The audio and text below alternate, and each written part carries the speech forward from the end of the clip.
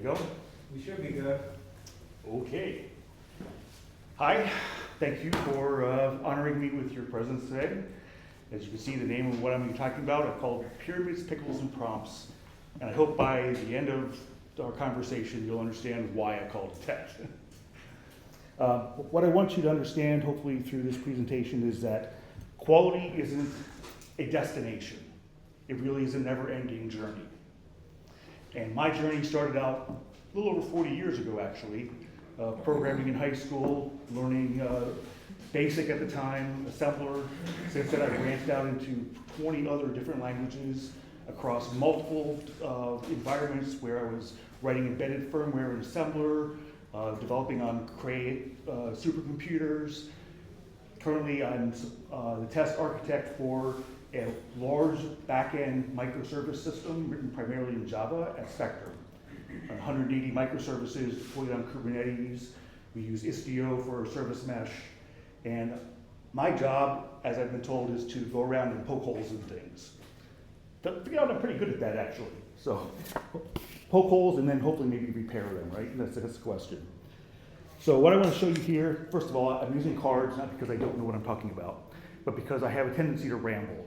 And so I don't want this to go 2 hours. I'd rather keep it to within an hour. So I'm going to try to keep myself on track by using the cards.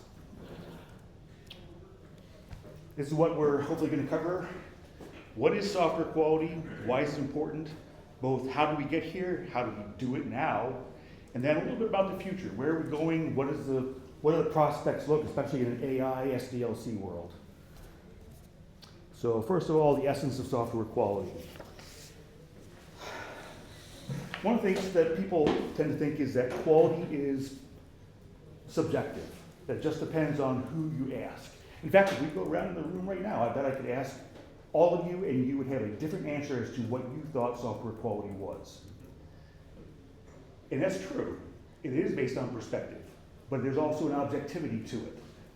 So when we talk about perspectives of quality, we have users who care, does it do what I want it to do? Is the functionality right? The business cares about, well, is it even worth it? Is it secure, right?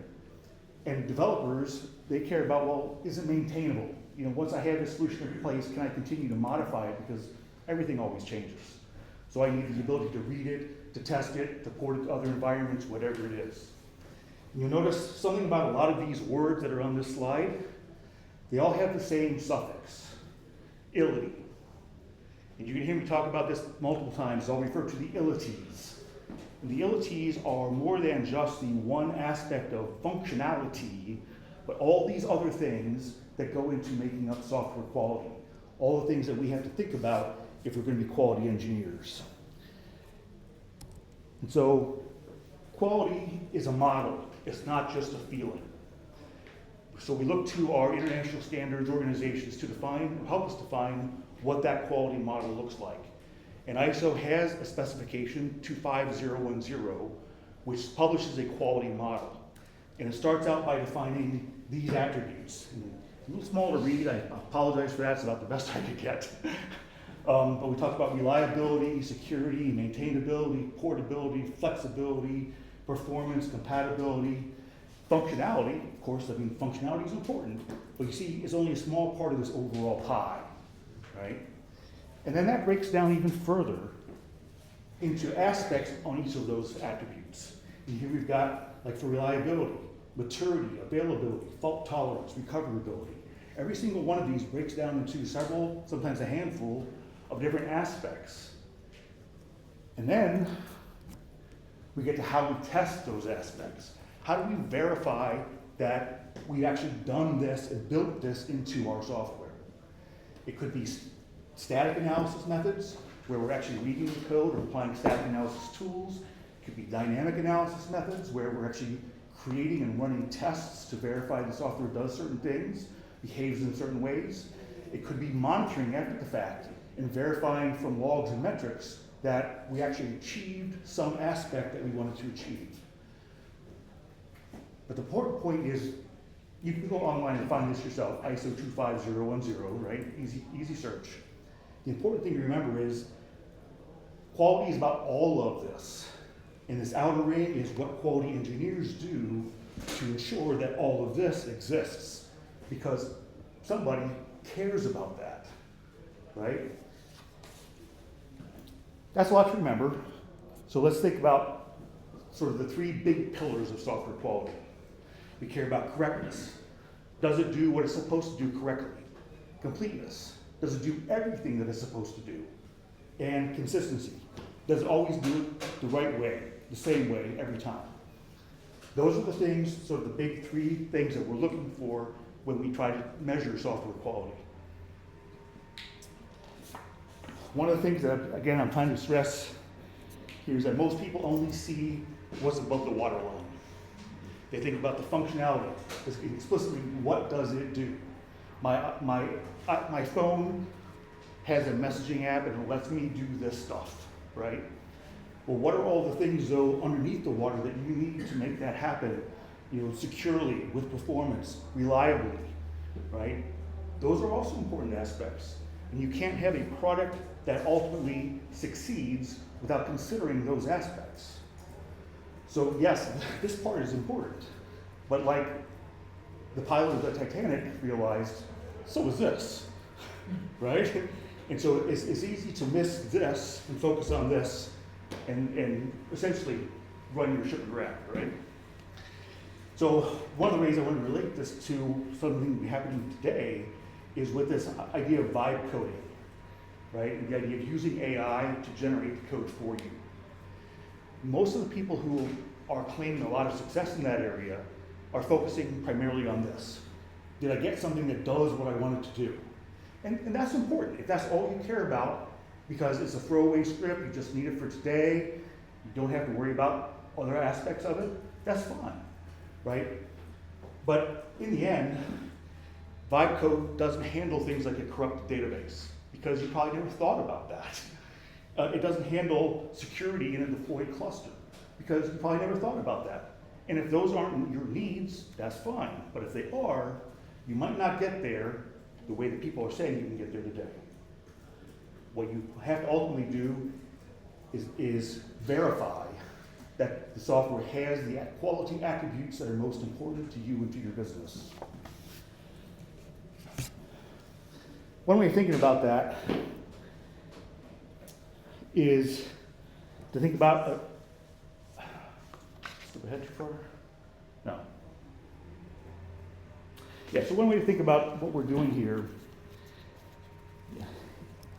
this one, essential, why do we do it, is to use the analogy of a dinner party. You're making a cake for a dinner party. And if you catch so you read the recipe, you verify the recipe. If you find a problem in the recipe, like it says salt instead of sugar, right? That costs you very little in terms of your time to correct that. You take out a pen, cross out salt, you write in sugar, you fix the problem. Very cheap, right? Very quick to do. But what happens is you get to the point where you're putting together your mise en place, right? You're assembling all of your ingredients onto the counter. And now you've pulled out salt because you didn't catch the problem. So you pulled out salt and put it right next to the flour. And now you realize, oh, I might tip that over into the flour. Now I got salt in my flour and I don't want that. Again, probably not that expensive, more expensive than here, because now you got to do something about fixing that. You put away the salt, you wipe down the counter and make sure everything's good. But it's a little bit more expensive than over here. Move on further, now you're mixing all of your ingredients together. And you put salt into the batter instead of sugar. Okay, well, now it's going to be more expensive to fix because you're going to taste the batter finally and realize it's salty. You'll throw that away, you'll start over again. Okay, but it's going to take longer to do that, a little more expensive from your perspective to fix because those ingredients are gone, right? So each one of these phases gets more expensive, takes more time in terms of how long you can correct from it. You can correct, but it just takes more time. Okay, now let's say you put it in the oven, okay, and you pulled out the cake and you finally taste it. It's salty. So back up, right? You keep going back again. But again, it takes longer now because you spent the time baking it. So you've lost that time, you've lost the ingredients. You have to backtrack again, do it all over. so it's more expensive to correct. And finally, here's the sort of most important point, is you bring your cake out at your dinner party. You've got 20 friends, maybe some colleagues from work, all assembled together, and you serve them this cake, and you put salt in it instead of sugar. Ask me how long you think it will take for you to live that down. People will be talking about that for years, right? And so what you've lost at that point is something you may never be able to fully recover from. Which leads us to really our next point, which is quality is about reputation, right?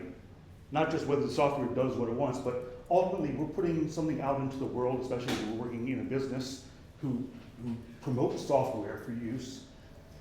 We're putting things out into the world, and what our users ultimately think depends on this bridge that we built. And what a quality engineer does is to help ensure that this bridge gets the user to the product that they want, as opposed to this bridge where nobody checked it, and as soon as the user steps out, they're sunk, right? That's what a quality engineer is doing, is preserving the reputation of the business as they move forward. So let's look at how, I think this is the next slide, let's look at how we evolved some of this. Actually, let me backtrack one more time. There's also the operational concern. Once you got something into production, let's say you built that bridge and you got somebody somewhere, now what, right? Now what's going to happen over there? Well, that's where operational concerns come in. Think concerns like resilience and scalability. Does it heal itself? Can it scale to the proportions you want? Probably all seen that commercial on TV where you got some guy sitting at the computer and the orders start rolling in and they're like, oh no, we can't fill those orders, right? Okay, that's what we're talking about in terms of scalability, right? We got a great product, everybody wants it. That's good and it's bad. It's good because hopefully we can satisfy that demand. It's bad if we didn't plan for it. It's bad if we didn't test for it. It's bad if we didn't verify that our systems could handle the volume and the load. It's bad if, because of lack of scalability and resilience, we didn't look for things like denial of service attacks, right? That will prevent us from having an operational system. So no matter what you do before that, you're done, right? And that's part of quality engineer's job, is to avoid that as well. So how did we get to where we are today?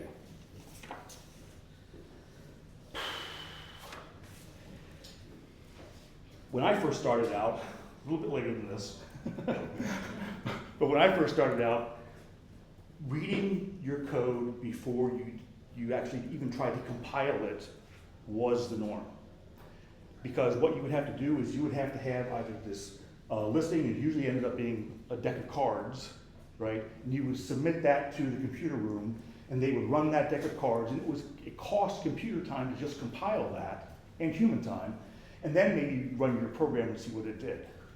So you wanted to, and if it didn't work, they would kick all the cards back at you. Hopefully they're still sorted the way they're supposed to be. And you'd have to figure out what went wrong and fix that and go through the process again. So it was a long cycle time to get anywhere from your code to even seeing what it did. So in the first era, we do a lot of desk checking, manually tracing our logic, drawing logic charts to share with others and verify with them whether we were implementing something correctly. Eventually, we evolved out of that to thinking of quality as a phase. The V model was introduced, I think, by some people around the FDA, and it stands for the V. There's two V's. It looks like a V, but there's two sides of it: verification and validation. Right? The questions that you're trying to answer are: did I build the product right, which is verification, and then am I even building the right product? Is this something somebody wants? That's validation. Okay, but the waterfall era was the process that most companies were using to develop software systems. Essentially preached a mistaken notion, mistaken even by the so-called developer of it, his name is Royce, that you could do things in phases. You could know all of your requirements before you did any design. You could do all of your design before you did any coding. You could do all of your coding before you did any testing. And what we learned is, well, first of all, that's just not humanly possible. we make mistakes. We're always going to make mistakes. And we can't know everything because the world around us keeps changing. So humility causes us to admit that pushing, especially the quality activities to the very end, didn't make sense. Not only because it didn't work in practice, but also because what happens is when this project's running out of budget and time, you gotta cut something. Well, you spent all your budget and time doing the requirements, analysis, design, coding, so what's left to cut? You're testing. You don't test because that's at the very end. So if you're gonna cut anything, that's what goes. So the Agile era was about recognizing some of those problems and saying, okay, if we want to solve these problems, we have to start pooling some of those activities left through the process, right? Testing was on the right, we're going to pull it back. And we're not going to call it just testing anymore. These are quality activities. We can review requirements, we can review designs, we can have feedback loops to say they're not working. When we get to code, we got to fix something, and then you track that back. That's what Agile is kind of about, is creating those feedback loops. And some practices evolved out of that. You may or may not like them, that's fine. Test-driven development is one. We said, let's actually think about how we're going to test this before we even write the code. We'll write the test first. It'll fail, of course, because the code doesn't exist, right? But then you make it work. And then you refactor it to make the code better. It still does what you want it to, but it does it in the best factory way you can think of. So these are practices evolved then, in terms of the quality that we were trying to achieve. And then as we move out to where we are today, what I want to help us maybe get to is a point where we can have a common vision about, or at least you can share my vision, about where I think we're going. That is to say, what is the horizon we're looking at in terms of testing as a shared language, leveraging AI to predict where our recipes will fail, and maybe even predicting where they're going to fail before we turn on the lights in the kitchen. Get it as early as possible in the process where it's the cheapest to fix, right? So ultimately, this idea of this evolution we went through evolved into sort of this layered idea of protections around our systems. So we want healthy software, healthy systems, and we can do that by building these shield layers that prevent all our sprite monsters from attacking us, right? Static analysis, thinking about acceptance criteria at the very beginning. What makes this software acceptable? Define that criteria so that we know what we're building towards. Do our testing as we go, unit testing, integration testing, layers of that verification. And then pulling in automation suites to make sure that everything we've learned in these outer layers happens repeatedly in the inner layers, right? So all those shields we build around our software are ways of addressing all the quality attributes that we talked about in the beginning. So I said this already, what we had to do was ultimately stop thinking of quality as a phase. It's not just happens here in a project plan. It happens everywhere. And that's sort of where we evolved this idea of a test pyramid.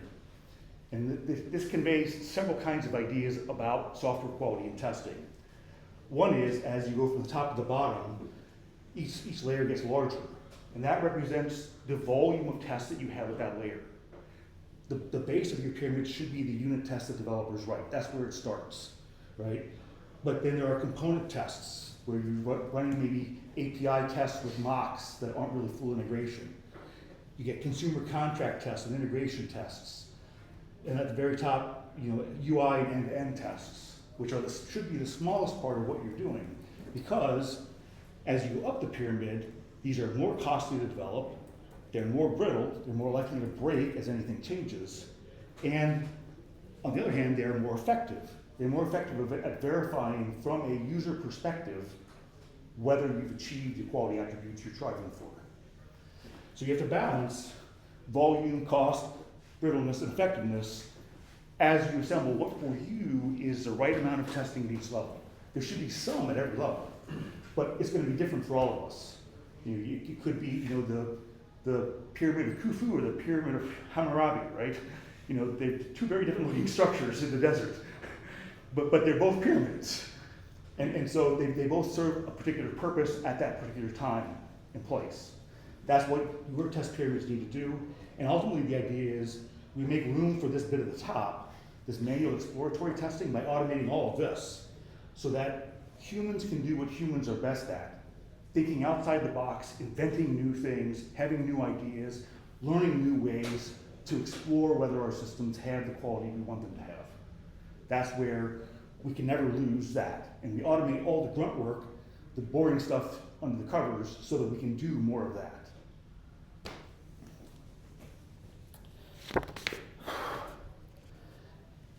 Another thing we've learned along the way is that quality isn't a script. It starts with a conversation. If you've ever heard of behavior-driven development, you might have heard of the three amigos, the three friends, who aren't three people, but three roles within the company. You have the subject matter expert, the product owner, representing the business, who owns the requirements. She knows what is it that we want to build. What's my business? How does this software affect that business? How do we integrate that into our overall plan for tackling this market? That's her job. On the other side of the table, we have the typical software developer, blank look, headphones, right, hands on the keyboard, ready to go, right? And we have the quality engineer who's challenging the product owner, asking questions.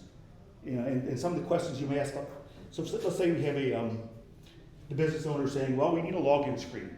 So you have a valid username and a password, and when I click login, then I should see my dashboard. What can go wrong with that? Lots of things, right?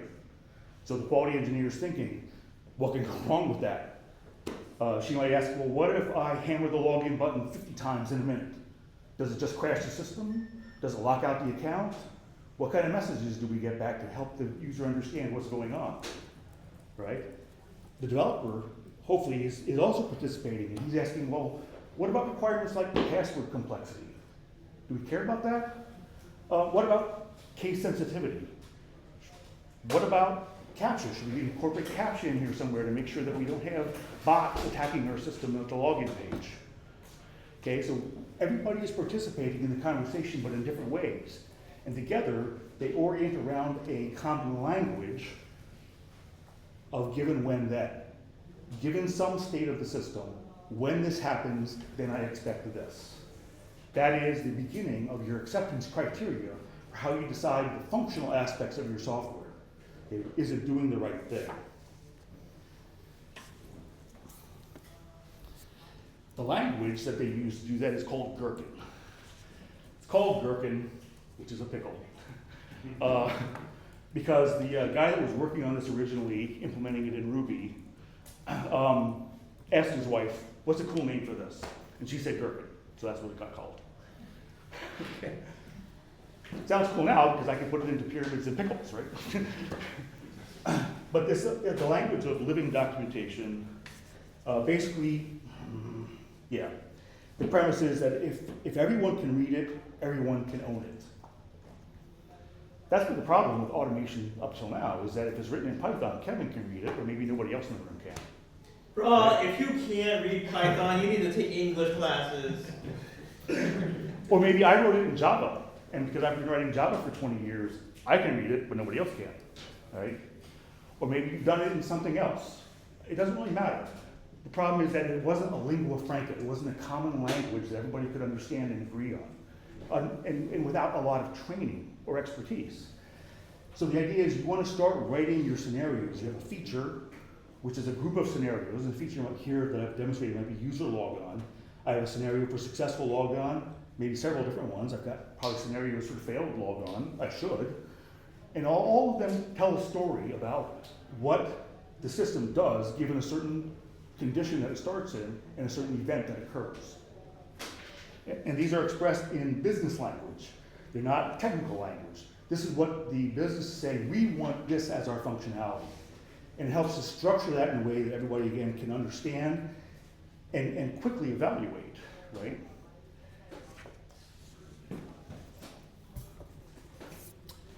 Cucumber is where that script But as they say, the rubber meets the road, right? Cucumber is an engine written in any number of different languages. I think there are somewhere 30 different language bindings today. You know, I use Java a lot only because that's been my background for the last 25 years, but Ruby, C#, Python, any number of other languages that you can think of. If you go to cucumber.io, there's a whole list of them there and the bindings available. But the idea is you take this human readable form in Gherkin, and Cucumber is the thing that understands that and applies it in a way that it actually becomes executable. So what's the magic there, right? I mean, that sounds pretty powerful. Oops. The magic is still in code, because the magic ends up being step definitions that map these statements to some bit of code that gets executed. So what you're really doing is, if you are a purist in this, you're creating your own domain-specific language for your business, for your application, whatever it is. You're creating a language that you share together that specifies these business requirements in ways that they can become executable. I hear you. I feel your face right now. Because that seems like it's crazy, right? And it kind of is, because we've got this duality going on several levels. One is that orchestrating systems and figuring out whether they do the right thing doesn't translate into this business speak very well, right? And so what we end up finding we actually have to do is we've got to translate this into the human interfaces that our system manifests and whatever system interfaces it manifests. So if you're building a set of APIs and those APIs are used by a user interface, you've got to test both those things. And you want to test them both using the same logic, because it doesn't matter whether you go this way or this way, it should all eventually accomplish the same thing. So you have to do both, but maybe the domain-specific language you develop up here is a little bit too abstract to implement. So we end up having to go both routes. We translate the business language Gherkin into more technology-specific, still Gherkin-ish language, right? Given when then, series of conditions that you set up, but ultimately geared towards the human interface and the system interfaces you're trying to test. And then these get bound to specific code actions, because now these make sense in the terms of the code itself. If I'm on a human interface, a user interface, and it says I'm on the payment page, I select Visa 1, 2, 3, 4, maybe that's a button, maybe that's a link, maybe that's, I don't know, checkbox, whatever it is, whatever that means ultimately in the implementation, you select it, and then click submit payment. Again, is that a link, is that a button, is it just a blank area page?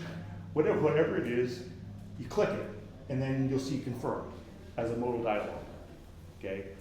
Now that sounds something that's more like you could actually link that to the code, right? You could actually orchestrate the browser and make that happen. Same thing over here. If I'm calling a payment service, I say given path V1 payments and this request JSON, when I post that, I expect a 200 and I expect a success response. Sounds like something I can automate on an API. Both are doing the same thing and derived from the same business language Gherkin, but they express it in slightly different ways to achieve those results, because we need to automate this ultimately. What is Gherkin? Is it a tool? It's a language. It's a language. It is an abstract language. Okay. And it primarily consists, again, of... But what does language do anything? Actually, make it simpler so that non-technical person. It does what every language does. It communicates an intent. Well, what's wrong with just using English? It is basically English. Basically English. But it's more structured English in that it always starts out with a given. I assume that the world or the system is in this state. Uh-huh. When something happens, then I expect this as a response. So it sort of captures a dialogue between something on the outside of the system and the system itself. So who's the target consumer and producer of this language? So it starts out with the three amigos sitting in the room together, talking about the requirements, right? Trying to make sure that they've covered the requirements that are necessary to be implemented in the system. Okay. And then it evolves as it comes down towards the developers and the testers into the more specific, still Gherkin style language, right? So this is meant to be more abstract than pseudocode because business people aren't going to be thinking pseudocode either. Right.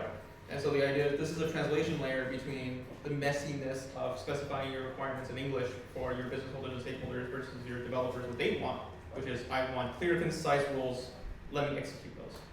You're always struggling with the problem of how to get from the what that the business speaks in to the how that you care about as a developer or as a quality engineer. You care about how things were done. But ultimately, those have to be linked to what the business wanted. So it starts out somewhat abstract and non-executable. And then it's our job to figure out how to, based on the technologies we're using to assemble the system, how to translate those specifications of what into more concrete specifications of how, so that we can ultimately automate that. How does Gherkin relate to Cucumber? So Gherkin is basically the language that Cucumber assumes. It's really it starts out just again with features, a feature in a file, and a feature can have a background, which something happens before every scenario, sort of to set up the world the way you expect it to be. The scenario is saying a particular activity that you're trying to specify the requirements for, and then it's given when that, and then everything after that is you make it up.